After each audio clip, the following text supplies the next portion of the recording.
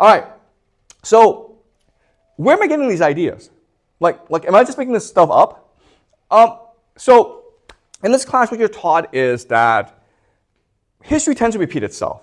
And by studying history meticulously and thoroughly, we can get insight into the future.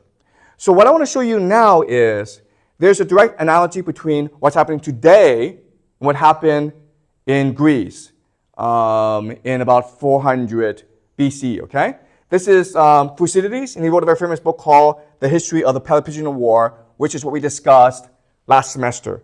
Now, the Peloponnesian War is a war between Athens and Sparta for hegemony on the Greek mainland, okay? So in 480, Athens and Sparta were best friends. They fought against Persia, which was invading the Greek mainland, and at the Battle of Salamis, the Athenians basically destroyed the Persian navy, and the Persians were forced to retreat. But there was always a threat that Persia over here would come back and invade Athens and Sparta, okay?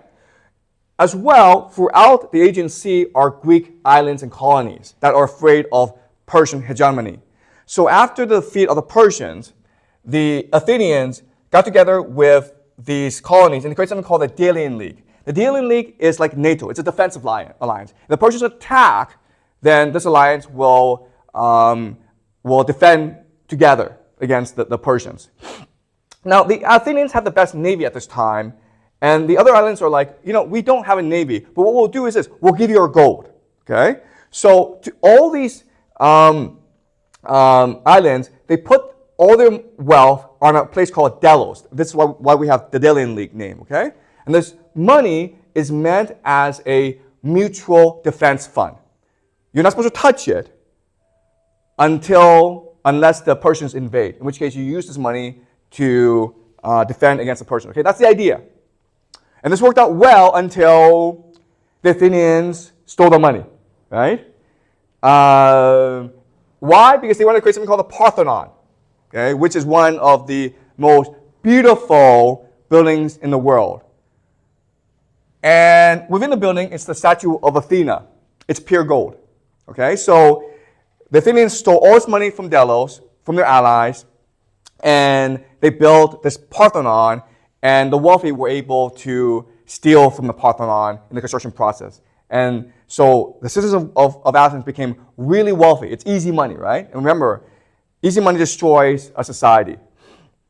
And so this is what led to the Peloponnesian War, because after Athens stole this money, it didn't apologize to its allies. In fact, it forced its allies to continue to pay tribute to Athens. Athens became a mafia state, okay? A protection racket. If you don't give us money, then we'll come invade you. And so these allies started to encourage Sparta to attack Athens, and then that's what led to the Peloponnesian War, okay? So there are three major incidents from the Peloponnesian War that I want us to focus on. The first incident is in 428 BCE, a place called Mytilene, an island. They were a former Athenian ally who refused to pay tribute. So Athenians invaded and conquered it. And now the question is, what do you do now? How do you teach these guys a lesson? How do you ensure this doesn't happen again? So one faction in Athens said, let's kill all the men. Okay? Pretty simple, right? Let's kill all the men, and then we'll spread fear among our allies, and no one will rebel against it anymore. So they have a debate, and all the citizens say, let's kill them all. So they send a trireme, a ship, to the island and to give the orders to the Athenian soldiers to kill everyone. Well, not everyone, but the men, and enslave the women and the children. Okay? But after the debate, the Athenians started to talk amongst themselves, and a lot of them couldn't sleep. And they're like, this is wrong. We're Athenians. We are a democrat. We're a democracy. We fight for freedom and liberty. We can't do this to our allies. So the very next morning, the Athenian citizens get together and says, we're going to have another debate, and we're going to discuss what to do. And so they have this huge debate, and they say, no, we're Athenians. We're virtuous. We will not do this. So they send another trireme to catch up to the first trireme. And remember, the first trireme is way ahead, right? They have a day's journey ahead. So the other trireme, they work their asses off to catch up to the first trireme, and at the very last minute, they catch up. And they tell the soldiers not to kill the men, okay? And so this is the conflict between democracy and empire, right? Now, let's fast forward to 416. And now another thing happens where the Athenians are losing this war against Sparta. It's costing them a lot of money. They're forced to melt down the statue of Athena, the goddess, and use the gold to pay for this war, okay? And so, so their attitude changes. And now they're completely a mafia state. They don't care about democracy, they don't care about virtue. All they want is for their allies to pay tribute, okay? So they go invade an island called Melos. And Melos is not part of this war. They're not part of Sparta, they're not part of Athens. They're just neutral. And then the Athenians said, we don't care, you pay tribute to us. Okay? They're basically like a mafia racket now. And the Melians say, we're neutral. You have to respect our neutrality. And the Athenians say in response, right as the world goes is only in question between equals in power, while the strong do what they can and the weak suffer what they must. All right? So 12 years later, the Athenians are like, screw virtue, screw democracy, screw liberty, just give us money. All right? So remember this idea. Athenians wanted the trappings of empire. They also want to feel virtuous. And over time, as Athens became more poor, they were like, screw virtue, let's have an empire. And that's why in 415, Alcibiades, who basically is the Trump of Athens at this time, okay? He says to Athenian people, hey guys, we're losing this war against Sparta, but don't worry, let's go invade more territory. Okay, so they decided to go invade Sicily, which was very wealthy. The problem, though, is that Sicily is pretty far away, okay? Remember, this is Athens. They're fighting this huge war in the Aegean Sea against the Spartans, and they're going to go and invade Sicily for its money, okay? And it's pretty far away. And it's not really well thought out. They don't really think about how to resupply their soldiers. And eventually, their expedition gets wiped out at Syracuse, okay? So it's a disaster for the Athenians, and it turns the war in favor of the Spartans. Athens is so bad that everyone gets together. The entire world gets together to destroy Athens. The Persians, remember the Persians were the enemies of both Sparta and Athens, right? The Persians start to finance the Spartans. And the Spartans eventually lay siege to Athens and defeat the Athenians, okay? So, why is this important? Well, because history's going to repeat itself, okay? There's going to be a lot of similarities between the Peloponnesian War and American empire today. First similarity is NATO. Remember, the Athenians had the Delian League, and the Americans have NATO, okay? And NATO is meant to be a defensive alliance.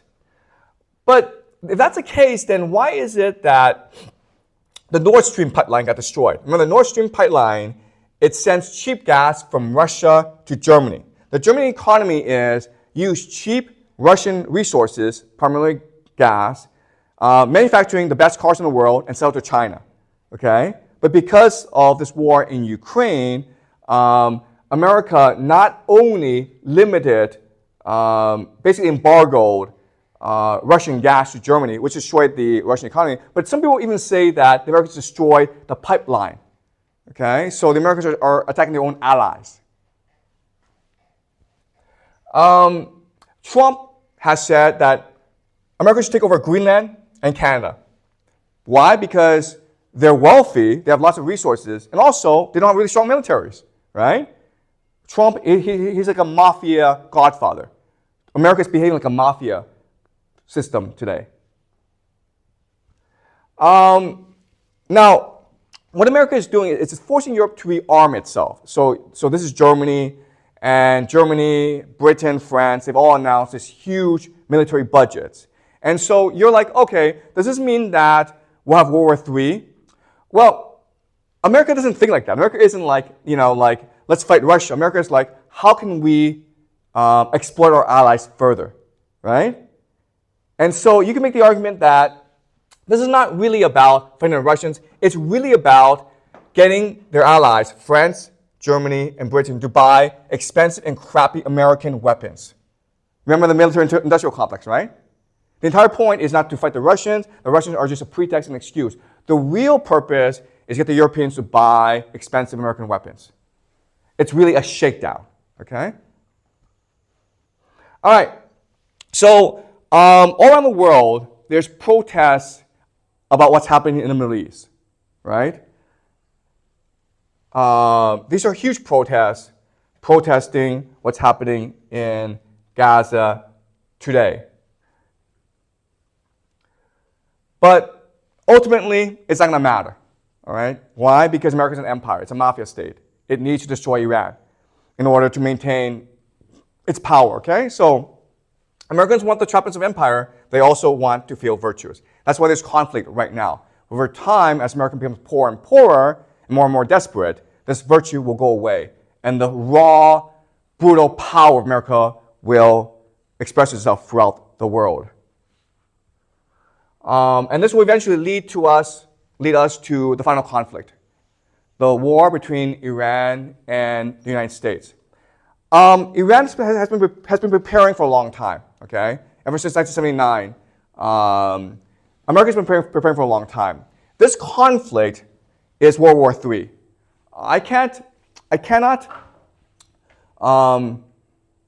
overstate how brutal this conflict will be. It will lead to fundamental changes in the world. Our lives will never be the same again. Everything that we've known in the past is now gone forever. And we have to prepare for a new future. So, I leave you with a message, okay? I know that this class has been depressing. You've been with me for a year now. It's been very depressing, okay? Because we've gone into the heart of darkness of humanity. And I know that the world looks more and more terrible. But remember this, okay? And this is my final message to you. Remember this. The greatest minds of humanity, which include Homer, Dante, Immanuel Kant, they've all told us this. They've all told us one secret of the universe, one message, which is this. The imagination is the animating force of the universe. Love is the unifying force of the universe. Okay?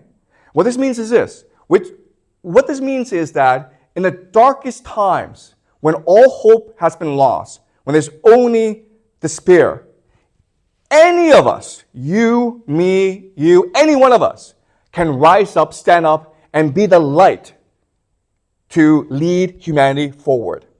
Okay? And that's a task ahead of us if we are to save humanity in this darkest of times. Okay? So remember this. We all have the capacity to imagine. We all have the capacity to love. That's what makes us human. In the worst times, we must defend our own humanity. Okay? So that is it. Thank you so much.